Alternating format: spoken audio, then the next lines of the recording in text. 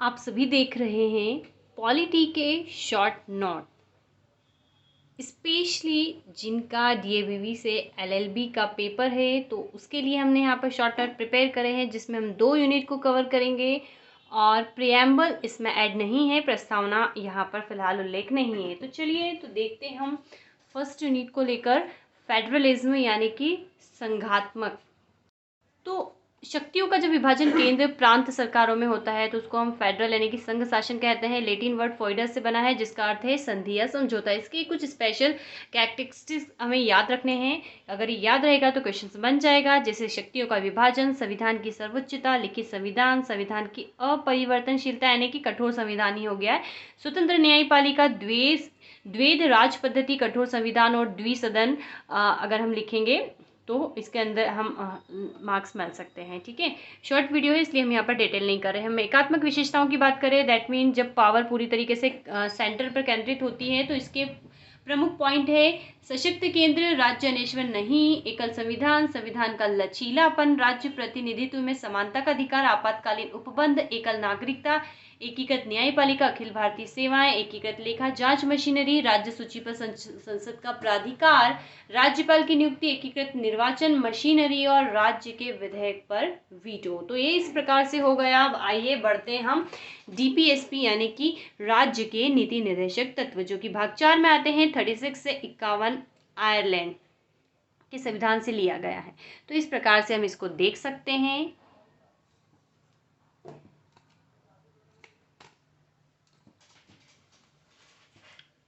ये है DPSP short में। इसी प्रकार से फंडामेंटल राइट शॉर्ट में, मूल कर्तव्य शॉर्ट में, और यहाँ पर जो एफआर और डीपीएसपी में जो टकराव रहता है उसके प्रमुख जो जजमेंट है वो यहाँ पर लिख रखे हैं।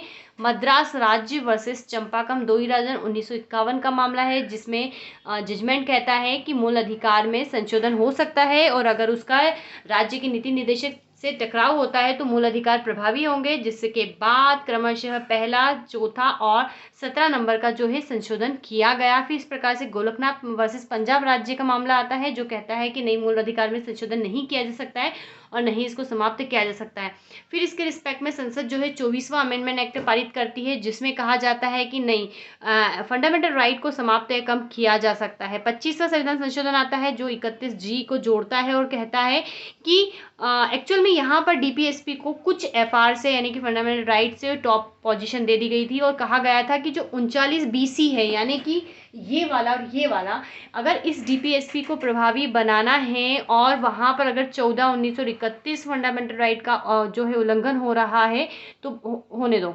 ठीक है, और इस नीति को जो है प्रभावी बनाने के लिए कोर्ट में चुनौती नहीं दी जा सकती है, लेकिन केशवानंद भारती जजमेंट जो आता है उसके सेकंड प्रावधान को वो इनवैलिड कर देता है, इसलिए क्योंकि जुडिशियल रिव्यू जो होता है एक संविधान का मूल ढांचा है और साथ में ही वो मूल ढांचे का स्ट्रक्चर देता है और वो पहला जो प्रावधान है इसको वैलिड रहने देता है।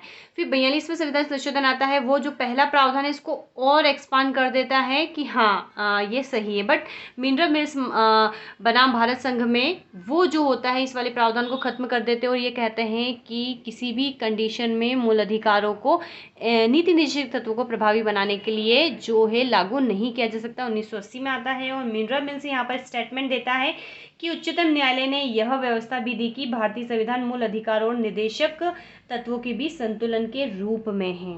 तो ये थे डीपीएसपी और एफआर में जो टकराव होते हैं प्रमुख रूप से, उसका वर्णन शॉर्ट में। बताइएगा वीडियो कैसा लगा।